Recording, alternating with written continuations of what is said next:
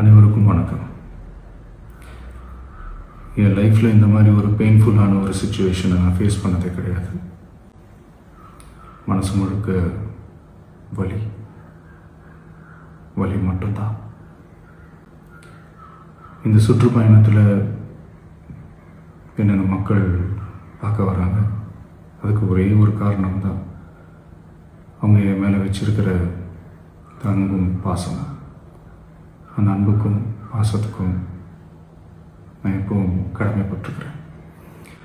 அதனால தான் இந்த சுற்றுப்பயணத்தில் மற்ற எல்லா விஷயங்களையும் தாண்டி மக்களுடைய சேஃப்டி, அதில் எந்த காம்ப்ரமைஸும் பண்ணிடக்கூடாதுன்றதுக்காக தான் அது என் மனசில் ரொம்ப ஆழமாக இருக்கும் அந்த எண்ணம்.